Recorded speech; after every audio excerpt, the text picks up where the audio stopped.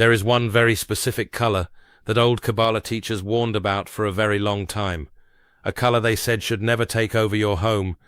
And no, I am not talking about something obviously dark or dramatic. I mean a color that has been sold to people as classy, modern, and elegant.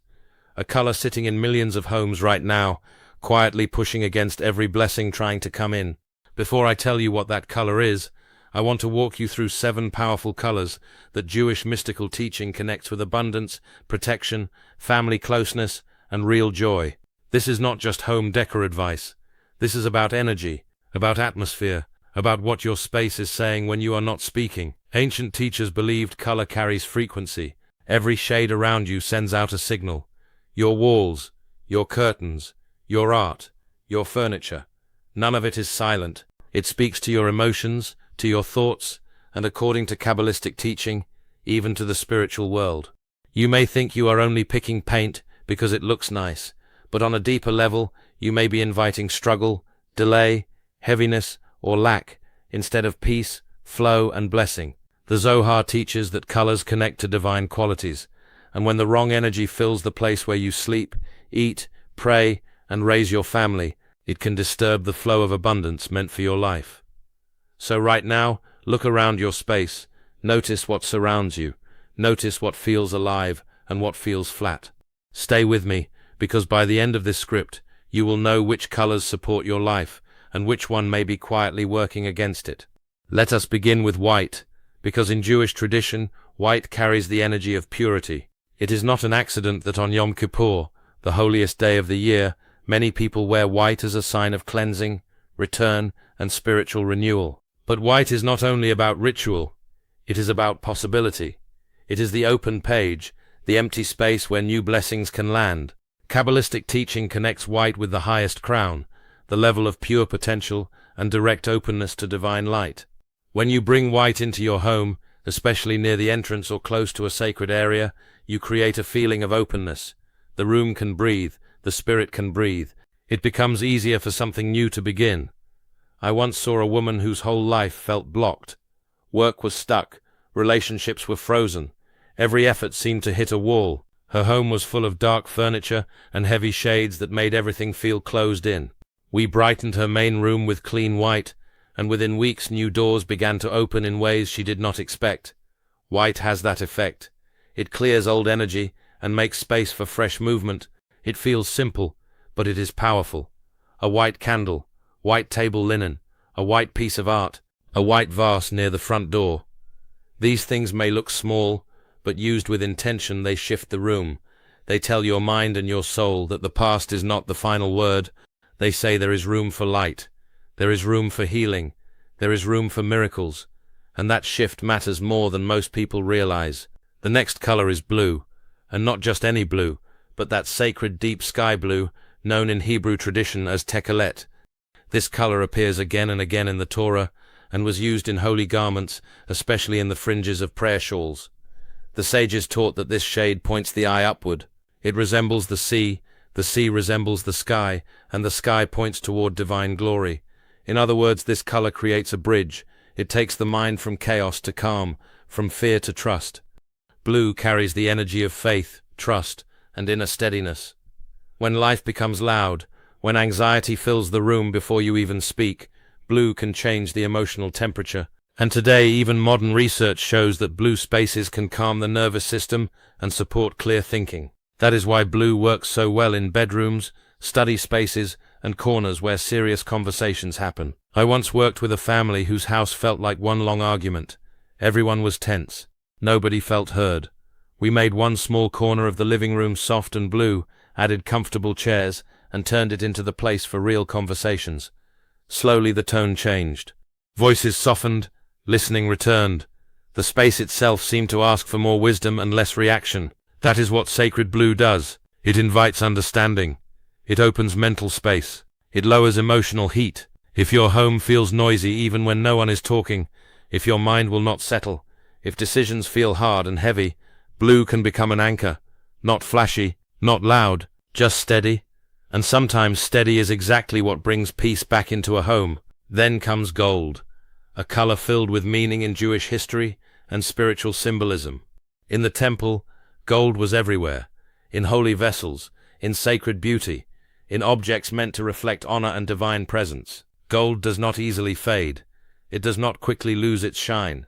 That is part of why it became a symbol of enduring blessing, value, and radiance. In mystical teaching, gold speaks to beauty, harmony, abundance, and the deep truth that human life carries dignity. When you place touches of gold in your home, you are not only adding something decorative, you are making a statement about worth, about provision, about sacred value. Gold reminds you that blessing is not only survival, it is fullness. It is joy with substance. It is the quiet confidence that there is enough and more can come. One of the most meaningful places for gold is the kitchen or dining area, because in Jewish thought the table is often compared to an altar. Meals are not just meals.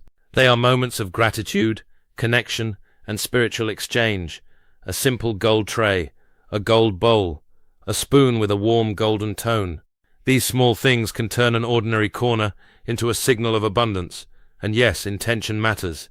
The object is not magic by itself. The consciousness you bring to it matters. When used with gratitude, gold becomes a visual reminder that your home is not built for lack. It is built to receive. If you have been feeling unseen, overlooked, or drained, touches of gold can help restore a sense of inner value. It reminds the eye of light. It reminds the heart of dignity. And it tells the space, in a very quiet way, that blessing belongs here. Now let us talk about red, because this color is often misunderstood. Many people hear red and instantly think of danger, anger, or pressure. But in its higher form, red is life force. It is strength. It is courage. It is the holy fire that keeps love warm and dreams moving. In Hebrew, the word for red is linked to the same root as humanity and earth, and that is not a small detail. We are formed from earth. Blood is red. Life itself moves in red. So this color is not automatically aggression. It is vitality. It is motion. It is passion with purpose. When people feel numb, disconnected, tired of their own lives, red can wake something up. If a relationship has gone flat, if the home feels more like a place of routine than a place of connection, red can restore warmth. If your drive is gone, if your goals feel far away, and you keep putting things off, red can cut through that fog. The key is not to drown the room in it. Intention and balance matter. A piece of red art, a few red cushions, a red candle on Friday night, a single bold vase, that is enough. I once saw a couple who felt emotionally finished after many years together. Nothing dramatic, just cold distance. They added one red artwork and began lighting red candles with a simple shared intention to remember the love that built their life. Something shifted. Not overnight, but clearly. Conversation returned. Warmth returned.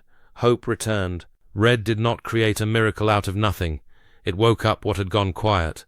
And that is often what people need most. Not a brand new life, but the return of life to what already exists. Red says, do not fall asleep inside your own story. Green carries one of the gentlest yet strongest messages of all, because green is the color of life, healing and renewal. In Jewish thought, new growth is never a small thing. After the flood, the olive branch became a sign that life was coming back to the world. That image still speaks. Green means fresh start. It means recovery after pain. It means growth that refuses to quit. Mystical teaching connects green with endurance, victory, and the quiet power that keeps going through every season. This is why living plants do so much more than improve a room visually. They bring an active sign of life into your space. They breathe, they grow, they change. They remind the nervous system that things are still possible, even now, especially now. And yes, modern science agrees that plants can improve the feel of a room in practical ways, but their emotional and spiritual effect goes deeper. A healthy green plant on a desk, on a windowsill, in a corner that once felt dead, can change the whole mood of a space. I once knew someone trying for years to build a business, and everything kept falling apart. Delay after delay, setback after setback. We brought green plants into the office and connected that care with daily intention. Watering stopped being a chore. It became a practice, a reminder that growth takes consistency, not panic. Within a short time, doors began to open. Call it coincidence if you want. I call it alignment. Green tells your home that life is still moving. It says healing is not finished. It says your story is not over. If you want one of the easiest changes with one of the strongest effects, bring in living green.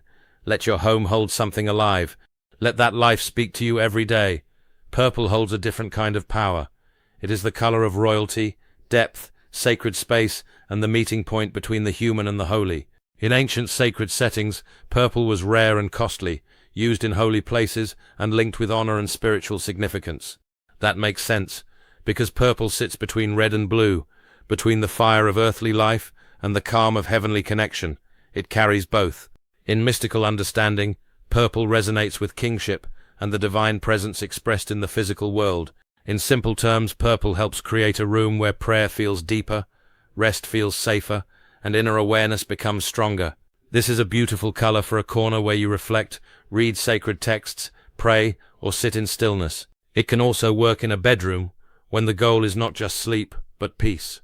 I once heard from someone who felt troubled every night, restless, uneasy, unable to settle in her own room. We brought in a deep purple element near the bed and connected it with a simple evening prayer for protection. The atmosphere changed. Sleep became calmer. Dreams became clearer. The room no longer felt exposed. It felt covered. That is the gift of purple, when used gently and with intention. It does not need to dominate. It only needs to be present. A throw blanket, a candle, a fabric accent, a small object placed in a meaningful place. Purple reminds the home that matter and spirit are not enemies. The visible and invisible can meet. Your house can hold beauty and reverence at the same time, and in a world that often feels scattered and noisy, that kind of atmosphere is not a luxury, it is protection. Then there is warm yellow and rich amber, the colors of candlelight, welcome, and joy. In Hebrew, light is one of the first great symbols of blessing. Before many other things were formed, light was called forth. Not just physical light, but a deeper light, a spiritual brightness that brings clarity, hope, and life. That is why warm glowing tones matter so much in a home. Amber and yellow bring mental energy, warmth, creativity, and a feeling that people can exhale here. They work beautifully in gathering spaces, dining areas, work corners, and places where family and guests spend time together. These colors quietly say, "You are welcome. You are safe. There is life in this home." I have seen homes that looked beautiful on paper, yet felt strangely cold. Not dangerous, just cold. After adding warmer golden tones to the main living spaces, everything changed. People stayed longer, conversations stretched out, children lingered, guests returned.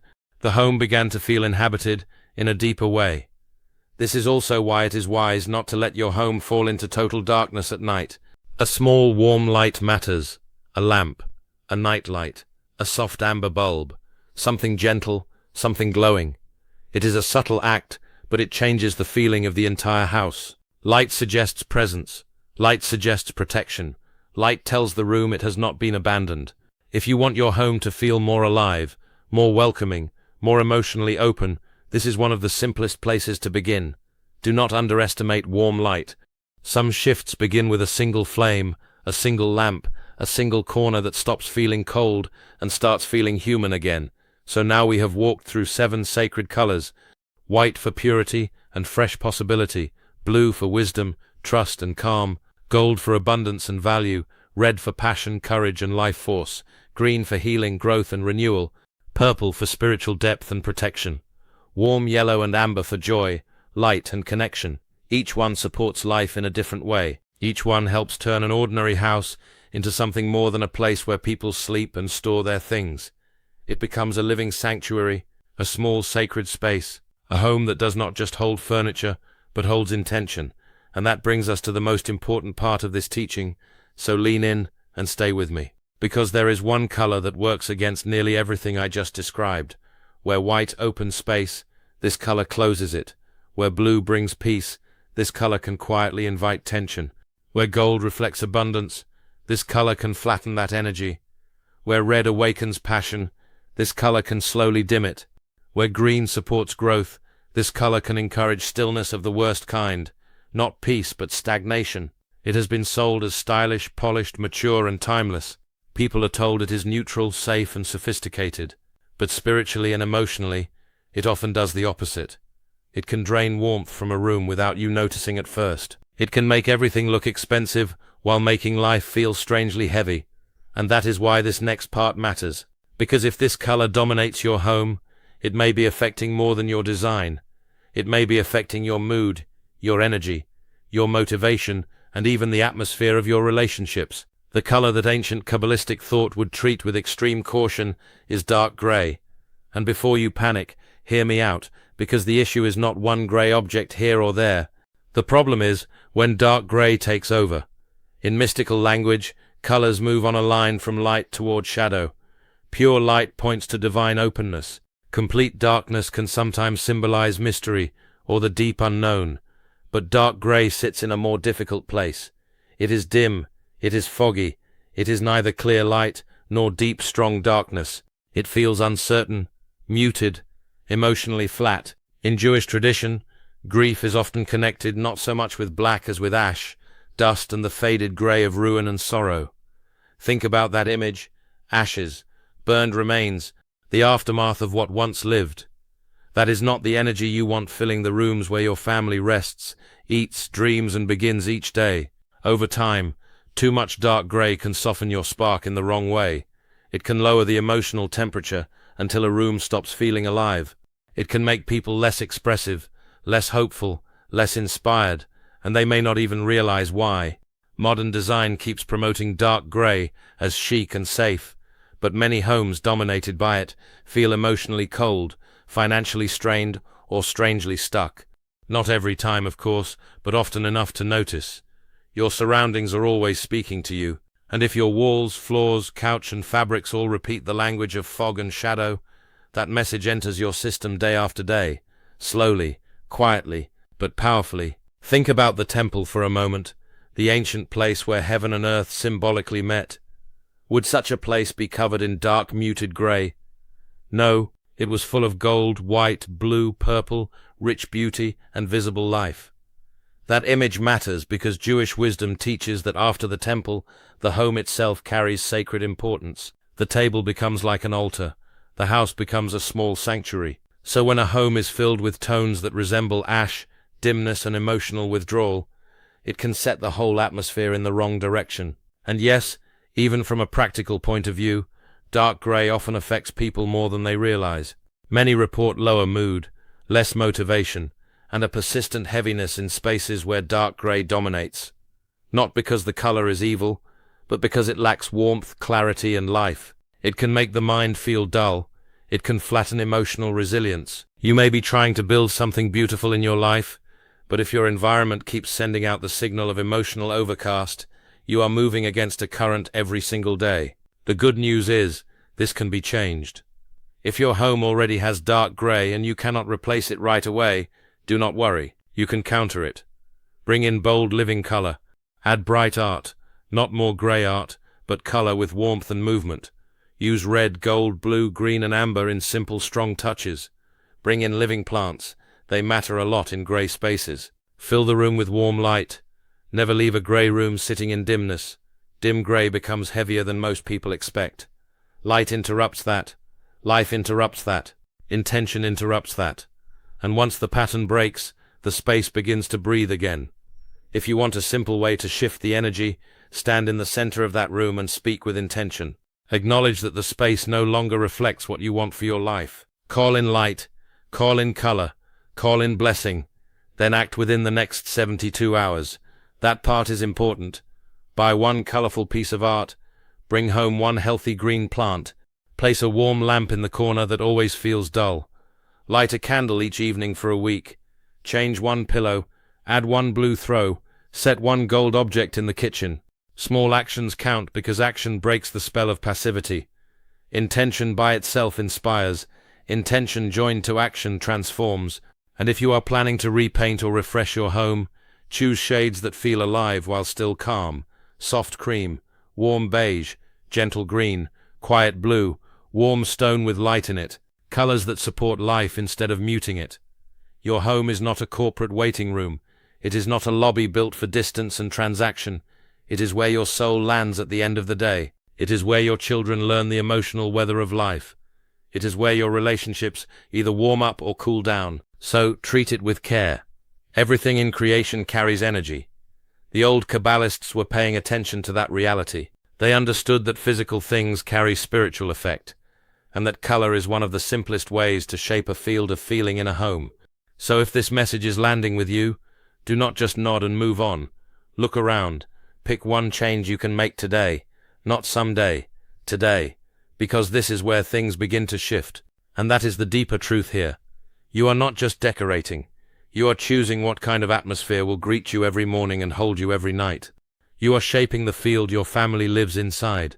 You are deciding whether your home will feel like shadow or invitation, like pressure or peace, like emotional winter, or a place where life can grow. So say it clearly in your own heart if you need to. My home is a living sanctuary of blessing. Then prove it with one action. Maybe it is finally bringing color into that room that has felt dead for too long. Maybe it is replacing the artwork that never gave you anything back. Maybe it is buying a plant, opening the curtains, lighting a candle, or letting one corner of your home become warm again. Whatever it is, do it. Because knowledge without action stays stuck in the mind. Knowledge with action enters the walls. It enters the room. It enters the daily rhythm of your life. And if this message spoke to you, let it stay with you after the video ends. Share it with someone whose house feels heavy, someone whose life feels slow, someone who has been searching for a breakthrough without realizing the space around them may be part of the story. Keep this wisdom close. Come back to it. Use it. Test it. Let your home become a place that supports your spirit instead of draining it. A place filled with light, warmth, beauty, and intentional life. That is the goal. That is the shift. And that is what I want for you. May your home carry peace. May it hold joy. May it welcome protection, abundance, connection, and real rest. And may every room begin to reflect the blessing that is trying to find its way to you.